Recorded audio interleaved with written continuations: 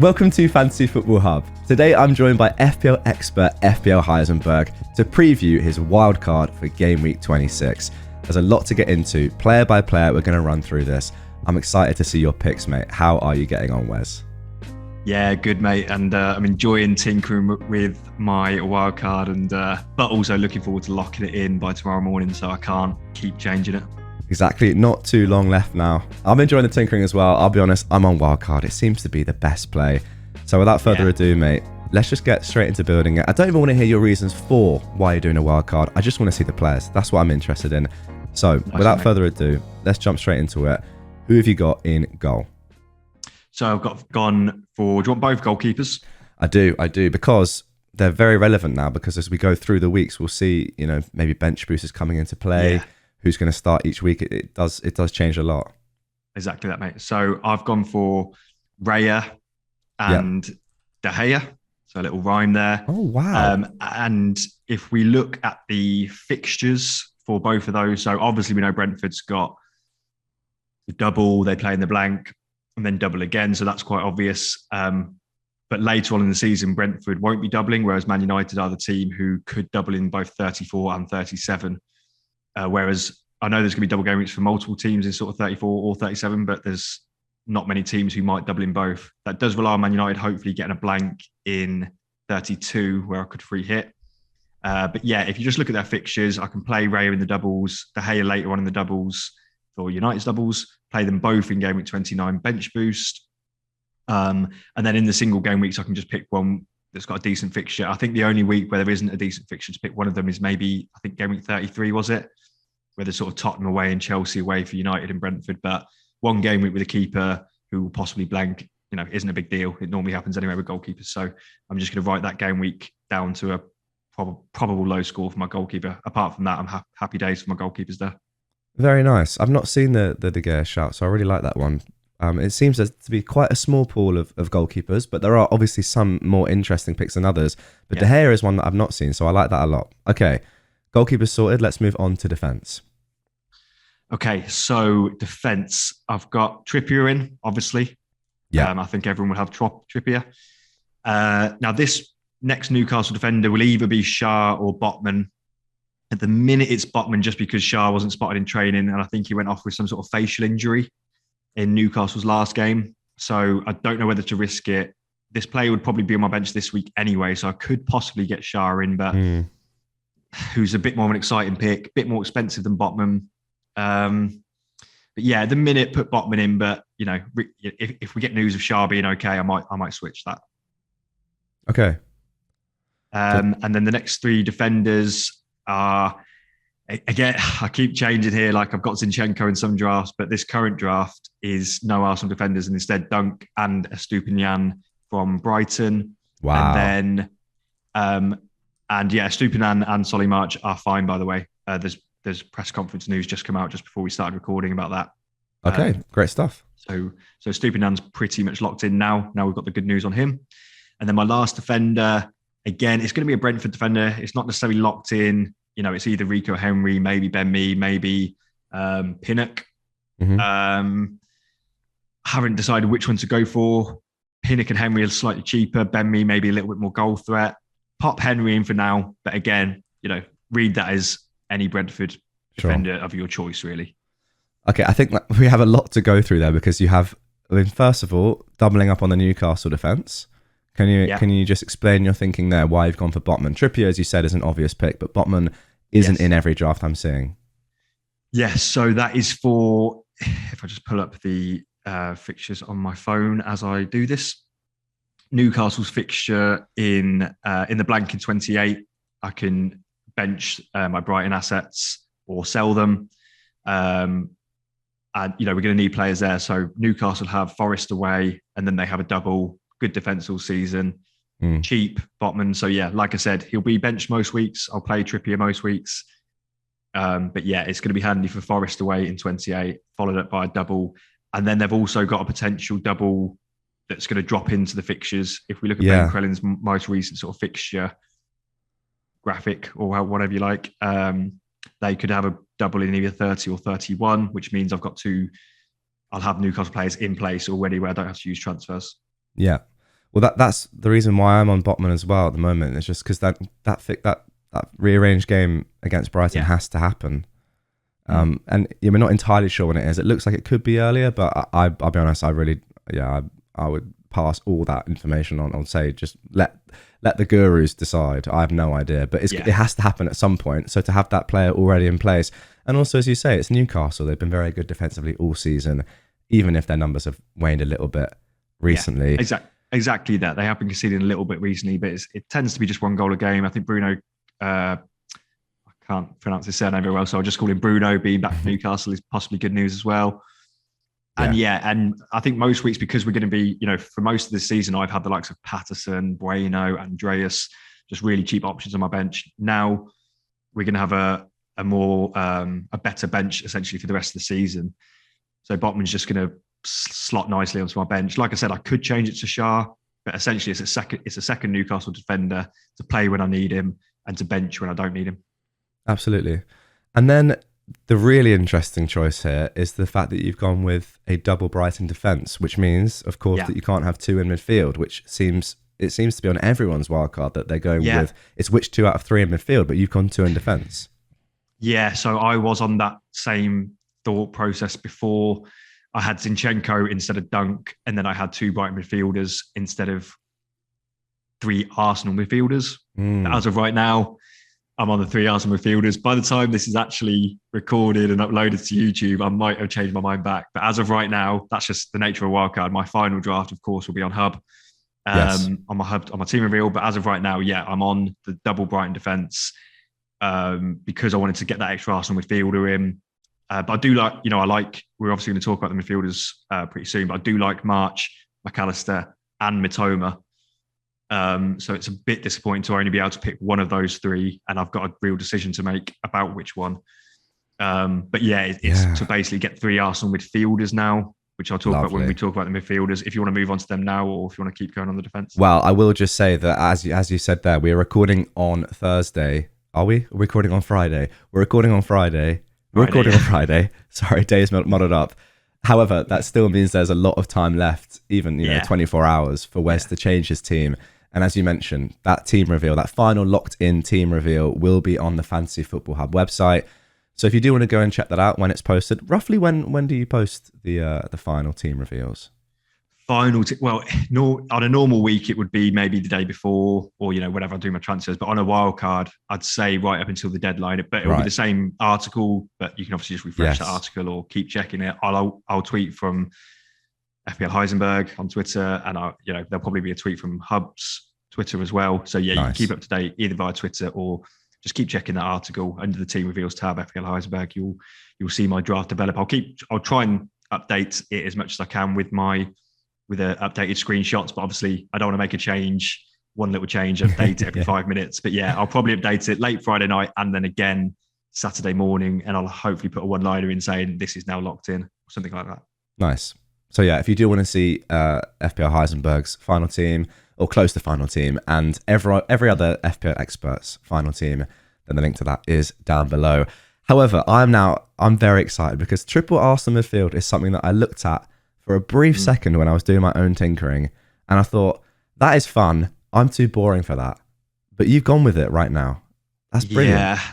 I'm normally a boring manager as well, but I think the difference between, say, I haven't seen your draft, but I assume you want 2 Arsenal midfielders and then maybe not the extra Brighton defender. It's only essentially, me versus you, for example, we one Arsenal midfielder versus one Brighton. So the Arsenal midfielder against the Brighton midfielder, compared to the Brighton defender versus the Arsenal defender. So it's not too much of a difference, although it seems striking at first. But the 3 Arsenal midfielders are obviously Odegaard, Saka, and Martinelli. And Ketty's got an issue that I think means he's going to miss the next game. Martinelli's come back into great form. I'm really gutted I took Martinelli out before the double game we just gone, which made a lot of sense because the way he was playing alongside Nketiah, he was very much out wide. He was getting subbed early, or he was starting from the bench like he did against Villa. And just watching him play, I wasn't confident of attacking returns. But since playing alongside Trossard, I regretted it straight away because I watched that Leicester game and Trossard and him were doing what Gabriel Jesus and Martinelli used to do, which was interchanging loads. So Martinelli was getting very central which wasn't happening as much with Nketiah, which is why he obviously performed really well in the double game week. So I can get him back in. It will probably be short term anyway, having triple Arsenal midfield, because I will likely move them on in potentially, when would it be? Let me just try and figure this out from memory. 29 for the double, maybe? Yeah, game week 29. Or maybe 30. Yeah, absolutely. So I won't have all three. I'll probably still keep Saka. Yeah. My plan, just to quickly roll off my plan, it would be to roll a transfer in game week 27 with 6 double game week players, the 3 Brighton, the 3 Brentford. In game week 28, I'll have 2 free transfers to take out probably one of the Brighton players and maybe one of the Arsenal players, or sorry, not one of the Arsenal players, one of the players who blank. So maybe even Haaland, maybe Rashford, that sort of thing. But anyway, two players who blank will get me up to 11 players. Then in game week 29, I'll have just a 1 free transfer, but I can get up to 12 double game week players plus 3 premium single game week players. I think just trying to remember my plan for game week 29. If you just bear with me 1 second, and I'll have it. But what we can do as soon as we finish building the team is we can go through week by week. And that's one of the great things about this tool is that it's as we're seeing, it's really hard to remember what you're doing week by week. Yeah, exactly. And in the past, when you didn't have tools like Fantasy Football Hub, you'd have to try and remember. I remember back in the day, I used to make like spreadsheets on Excel, trying to formulate plans, and I just forget them all, and it just be an absolute shambles. But on here, it's pretty easy. You just get the fixture right there. That's why my team's so good. Exactly. So I'll stop jumping ahead. We'll lock this team in, then we can skip forward a couple of weeks. Nice one. So 2 midfielders left. Yeah. 2 midfielders left, which are, we'll say again, I need to do more. I want to do more research and watch more highlights of Brighton, because obviously if this was maybe 2 or 3 games ago, I'd have said Mitoma, but there's potential that he's now maybe a bit wider. Excuse me, with McAllister now occupying more central positions. So we'll say March for now. Okay. But like I said, that final Brighton slot could be anyone of Mitoma, March, or McAllister. Let's say March for now. But yeah, I am flipping between who I prefer. You know, you watch Mitoma play, he's really exciting. Like a few games ago, I was really excited by him, watching him, and wished I could get him in my team. Now I have the opportunity to, and I might end up going March, who's heavily involved these days under De Zerbi. And got a lot of routes to points as well. So yeah, it's really difficult to pick which one. And then you've got McAllister, who is doing really well in the XG sort of stuff, but not actually converting his chances. If you watch the highlights versus Palace, he should have scored a load, but then, you know, is his confidence going to be there for finishing if he's not actually able to finish? I think we can get too suckered into XG hype sometimes if they're not actually got that confidence to put the ball in the back of the net. That's a massive point. I really rate that point, by the way, because I think that we do often focus on the numbers too much, and sometimes it's as simple as can this person actually score a goal? Yeah. Like you look at someone like Pinnock, they don't score goals. Yeah, they have good XG, they're good underlying XG numbers, which means all that actually means is that the ball has fallen to them in the box once or twice from a set piece, and they haven't scored. Like, that is literally what that means. Exactly, yeah. And we remember it from players like Timo Werner at Chelsea was very much an XG sort of monster, but his confidence was shot and he just couldn't finish most weeks. A little bit like that with Darwin again this season. I had Darwin because he looked like, I thought surely he's going to be banging in the goal soon, and it just didn't happen. I know he's got a couple so far this year. It's not been a complete travesty for him, but yeah, we've got to remember, not XG is great, and I definitely like a player to have a good amount of XG to show, you know, McAllister's now getting much further forward, so great. It's better of an asset than he used to be when he played deeper. But yeah, I do like those players who actually put the ball in the back of the net. Again, not a player I'm looking at, but you know, Mitoma, just to bring up Mitoma again, he's sort of scored from low X, you know, because he's got such great ability, he can score from the edge of the area, curl in the top corner. And if you look at Fulham's winger who comes on, Solomon, I don't know too much about him, but he scored 2 identical goals where the XG score, I think one was in the cup, one was in the league. The XG score on both of those, the goal against Wolves, that is, in the league, would probably be really low, but he's shown he's got the technique to just curl it into the corner time after time. So yes, March for now in that slot. But again, the Brighton midfielders, they're all like under 5.5 million. I can afford any of them. I'll make a final decision on that one going to be really frustrating because could get it wrong. And it's like, oh, what, why did I go March over Matoma? Why did I do blah, blah, blah? But we'll just have to see. I feel like that might as well just be a gut pick, because I was watching highlights last night and I was trying to figure out who the best pick was.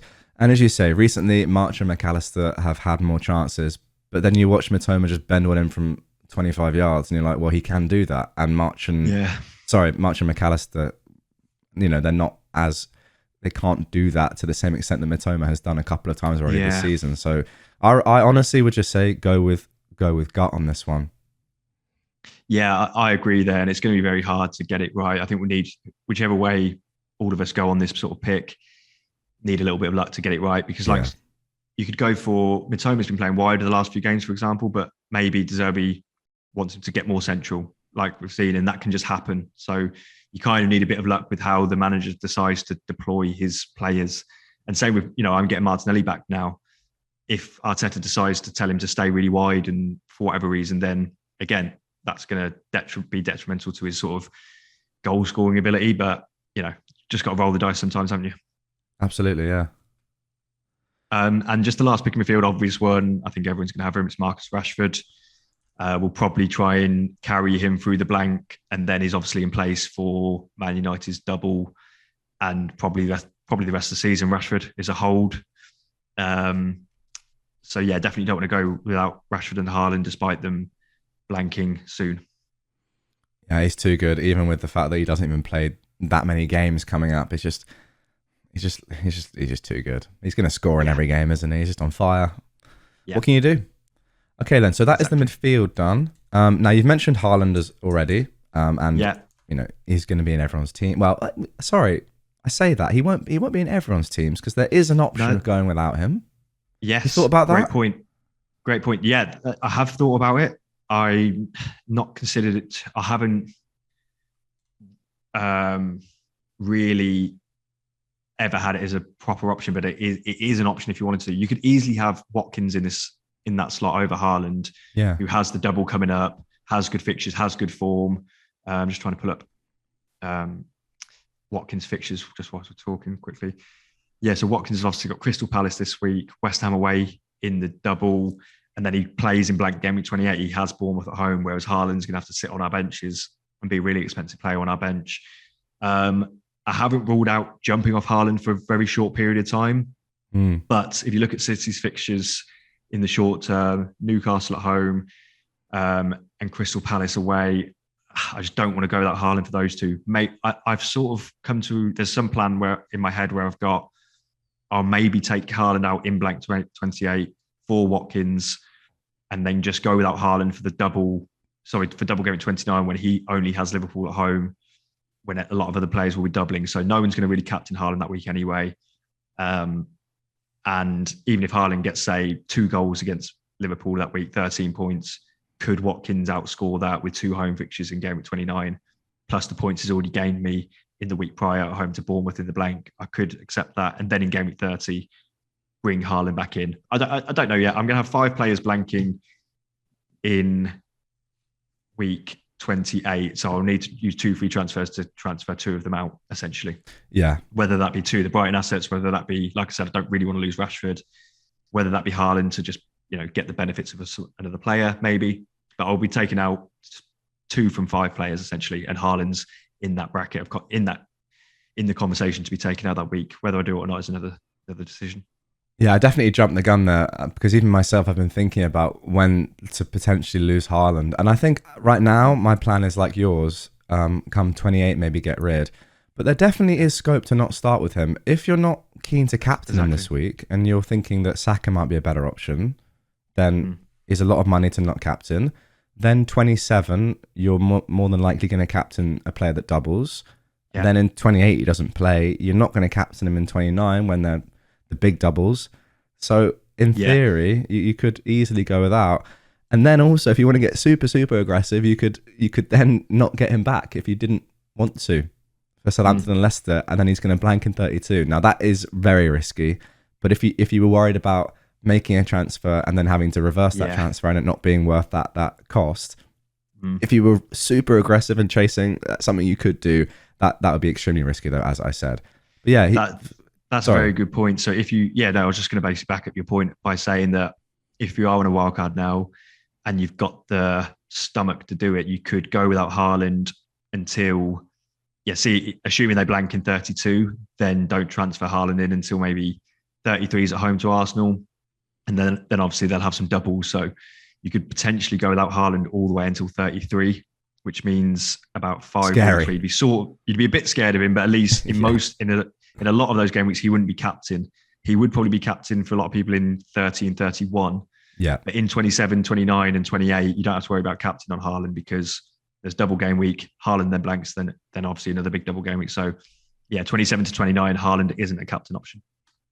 Yeah, it's definitely one that I think, rather than everyone just saying, like I just did by mistake there, get him in, like move on to the next pick. It's not so obvious anymore. Okay, so that is your first striker. Yeah. I don't want to keep going on about Haaland, but just very quickly, for most of the season just gone, if someone came to me and said, I'm going to take out Haaland, I'd have said, don't be stupid, captain him every single game week. That sort of game week 1 to 17 when it was all single game weeks, don't take out Haaland and don't even captain anyone else really. Now is a different story. You could go without him. And I'm kind of talking myself into doing it. I feel like I'm keeping hold of him a little bit out of fear of him going crazy in, this game week in particular. Like I said, I'll probably play without fear come game week 28, 29, and then maybe bring him back in 30. But it's quite a lot of transfers, isn't it? On, if I do Haaland to Watkins in 28 and then reverse that transfer a few weeks later, I'm using 2 transfers up where I could just start with Watkins now, a player on massively good form and with better fixtures to, because of the blanks and stuff and doubles. But I think I will just keep Haaland for now and then use a transfer just because of that captaincy this week. See, I've looked at it like you, and I'm thinking of 28 as well as the time when I'm just going to jump because, it's more transfers, but it's one bad fixture versus these 3 decent fixtures for Watkins, really. Yeah, I think then you can go with it. The only reason why I'm thinking not to start with him on wildcard, Watkins that is, and not Haaland, as you say, that would be great because then you would save that transfer because you wouldn't need to get rid of Haaland down the line. You just get him back in. It's because I don't love the fixtures. Palace at home is good, but West Ham away, I'm not sure. And I think that I will captain Haaland this week.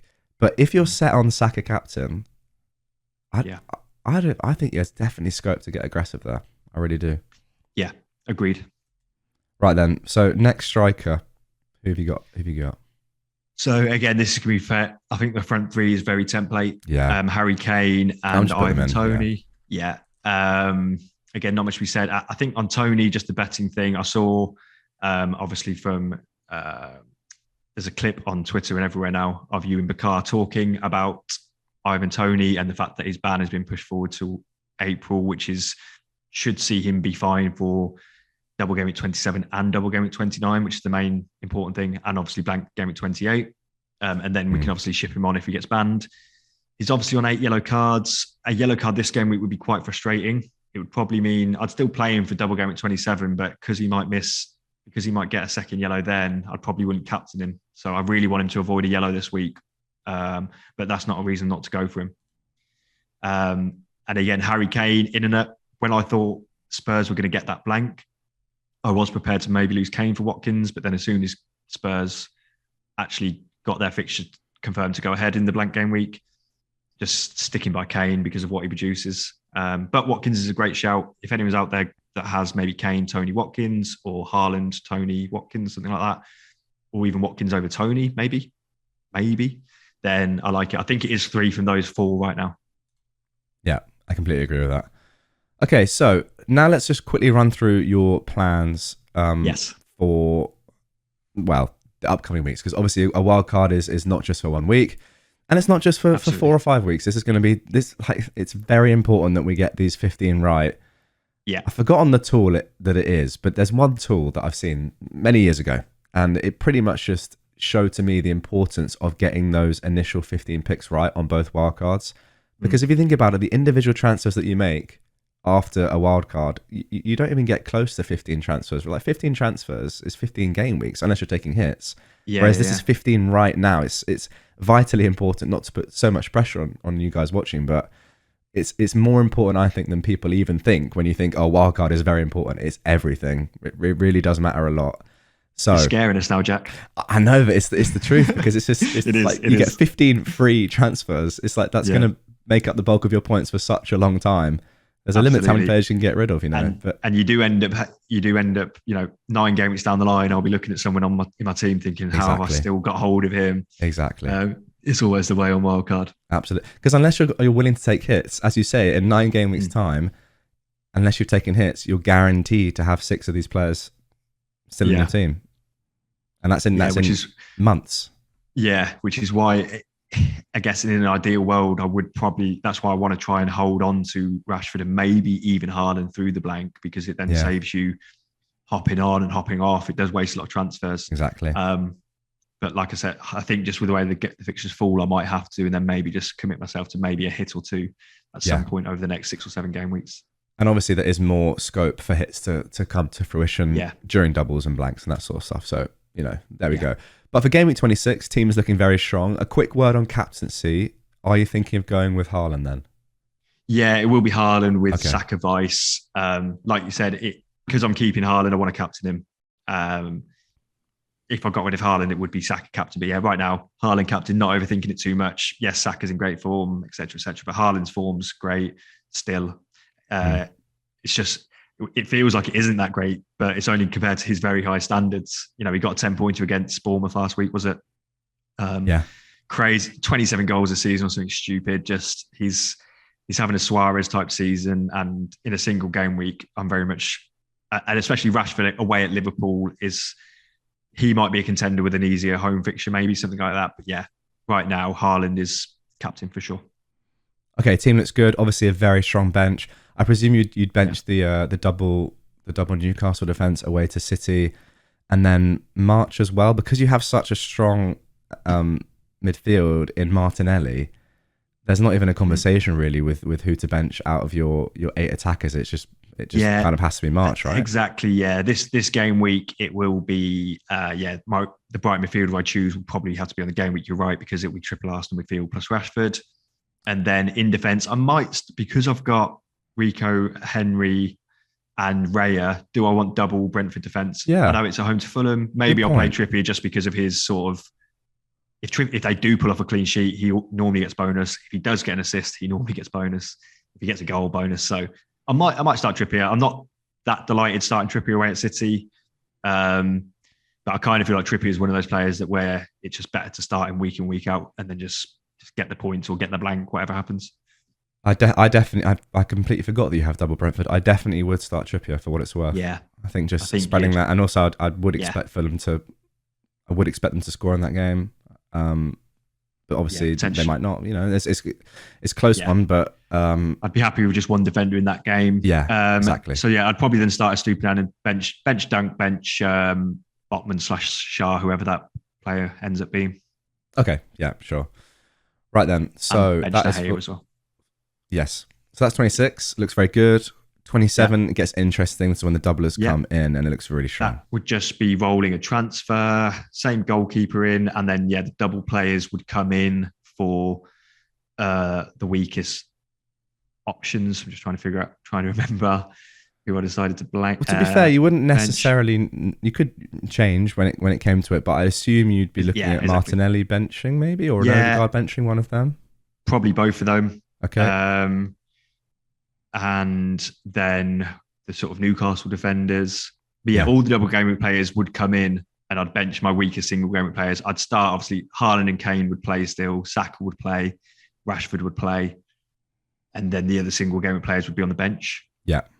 Does that work? Yeah, absolutely. Still looks very strong. So the bench is obviously going to be, in game week 27, the bench is going to be ridiculously strong, but I'm not going to particularly care about bench points because with the strategy now with bench boost coming up in 29, you can't afford, most of the season, like I said, I've had Patterson, Bueno and Andreas on my bench where I haven't cared. They've always got pretty low points and I haven't really cared about what they've got because the bench has picked itself.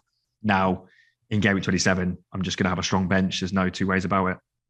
The only interesting pick here the only choice that's up for selection would be whether to start Trippier or not over an Arsenal midfielder. I think that's your decision. Just looking at it. Yeah, so potentially it would be Trippier's home to Wolves. So yeah, that could be an option. You're right. That would be the last position to choose from who to bench. Maybe a Trippier, maybe a Martinelli, maybe an Odegaard. Which one of them to start? It's going to be tough. It's going to be horrible benching anyone, to be fair, but it's just going to have to be done.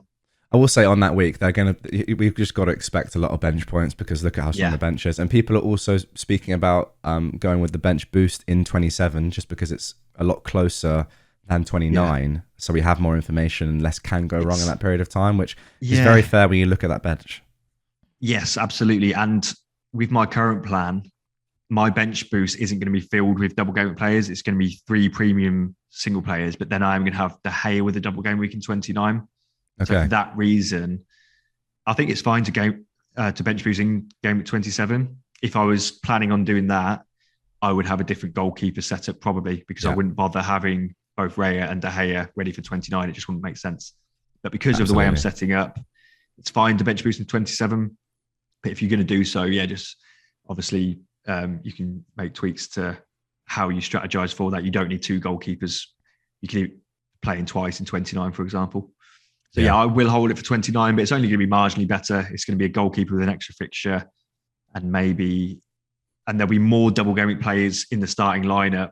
So less likely to get screwed over by a random bench. So say this week we're talking about now, yes, I've got benching headaches with Odegaard, Martinelli, Trippier, or whatever. But if one of them, if one of my single game week players in my starting lineup, like Haaland, Kane, Rashford, Saka, randomly get injured or dropped or whatever, then my bench can come in. Whereas in the later double game week, I'm going to have 12 double game week players. So it's more unlikely that I'll need to rely on the bench and more likely the bench boost will be needed because my front 11 won't miss out. You'd think they won't miss out 2 games, if that makes sense. I think that is the strongest point to bench boosting in a big double rather than in a smaller double like this. Because, your bench might do really well. Your first bench spot, say here, you got Trippier first bench, he might get 12 points, and you see the bench boost, you think that's great. But then, that doesn't really work with this team because you have doubling defenders. Let's go with Martinelli instead, right? He does really well, gets a big haul on your bench. You think, 11 points, perfect, the whole bench is sorted. But for whatever reason, Odegaard doesn't play. We would never know, Who knows? He might be ill and we'd never know. Who knows? Exactly. So because he has that single, as you say, there's no chance of him playing another game. Therefore, that auto sub would have happened anyway, just destroying Martinelli or Trippier or whoever it is, their points off the bench because you would have got them anyway. So I think that is one of the best points that I've not seen mentioned very much actually as to why you should look to double in 29 rather than 27. I like that a lot. Absolutely. Okay, 28 then. 28 is 2 free transfers because I saved one last week and I'm not sure. Maybe I'll look to, like I said earlier on, maybe Haaland to Watkins, maybe one of the Arsenal mids, maybe someone like Odegaard to Maddison. Let's do that for now, just as it's an illustration. Things can change. Watkins might not be in great form, blah, blah, blah. But in that game week, Maddison's away at Brentford, Watkins is at home to Bournemouth. That gets me 11 players. It means my bench can be Rashford, Estupiñán, and you can tell me, I can't remember who else I've got blanking now. Dunk, I believe. Dunk, yeah. Dunk is on the bench, yes. Yes. So again, if I actually, and then that leaves me the Brentford players to then come back in for their next double game week. But, anything can change at that point. And, I might decide to take out some of my Brighton players instead, but I'll use 2 of my free transfers on 2 out of 5 of my blanking players in that week, which is Haaland, Rashford, and the 3 Brighton players, if that makes sense. Yeah. So I realised I just made a mistake there. I was selling Odegaard in a blank, which would be a terrible thing to do, especially given that he is going to haul. Yeah, so it'd be the likes of March.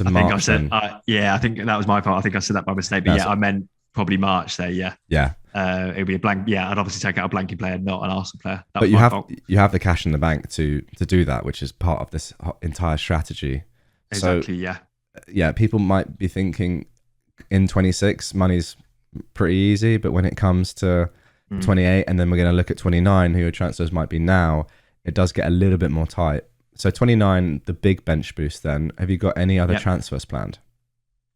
So I'd use one free transfer that week as well, to maybe bring in Fernandez. Yeah. Or if there's a midfield, if I can get, if that makes sense, maybe Luke Shaw. I'd already have 2 United in Rashford and De Gea. So I'd get one of Fernandez or Luke Shaw for a player who doesn't have a double, if that makes sense. And then I'd probably my bench boost would be, De Gea with a double. It would be Saka and Kane with good singles, and then probably another Arsenal asset as well.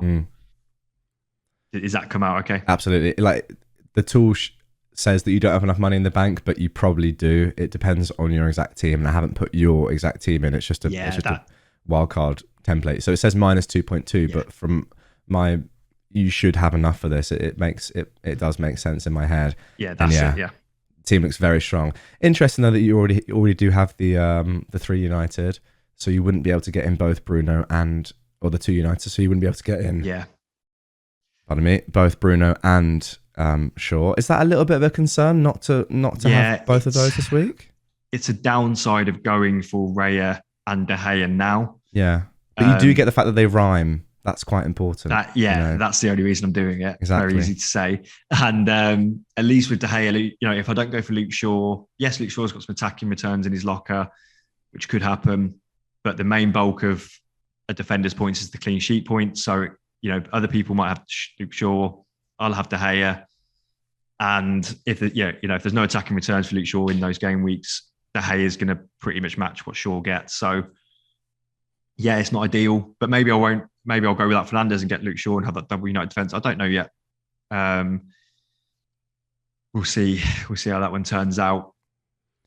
And then, but yeah, ideally I would like to have Luke Shaw and Fernandez, but I'm just not going to be able to. We can't have everyone, to be fair. And although the pool of players isn't huge, I do like that there is quite a lot of the likes of picking a Matoma versus a March or a McAllister, or going with De Gea over a Shaw. That's decently fun. There's some scope for a little bit of variance in there.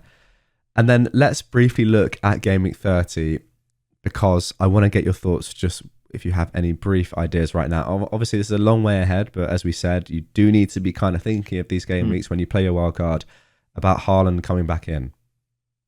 Yeah, absolutely. So if I did go down this route, Haaland out is not a guarantee, but let's say I did, Haaland would come back in probably in Game Week 30. Just looking at the fixtures again, where it's Southampton away, then Leicester at home. So I'd probably want to get Haaland in. And then because the same sort of teams double in, yes, there's going to be a mini double game week dropped in maybe 31, 32-ish time for Newcastle and Brighton. If that happens, I'll be fairly well set up with the double Newcastle, at least double Brighton as well at that stage. Yeah. So I'll be set up well enough for that, maybe transfer in 1 or 2 extra as well. In Game Week 32, I was planning on using the free hit to really maximise a later double game week in, say, 34, 37, which I still might do.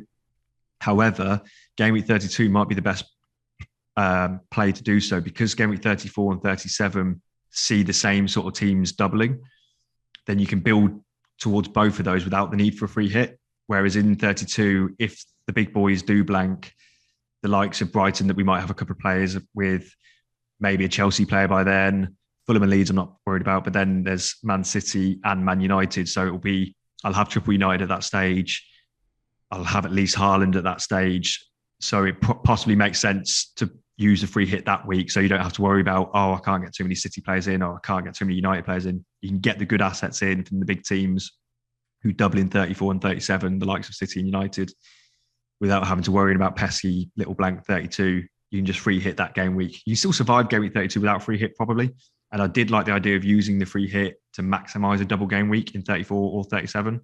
But because of planning in from 30 onwards, you can build a good double game week team for 34 and 37 just for free transfers in 31, 30, 31, 33, and then 34. That's 4 free transfers straight away to build. And then again for 37, you just keep building for that week.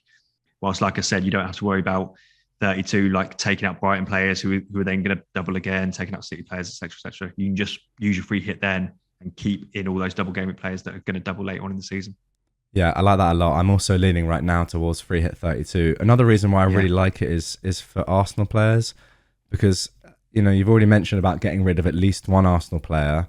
You're not starting with a defender, so that's not something to worry about. But one's going to go in 29. Who knows? Another may go later on down the line. But if you look at their individual fixtures, they're pretty low down the fixture ticker that I've got here up on the website, on the Hub website, just anyway.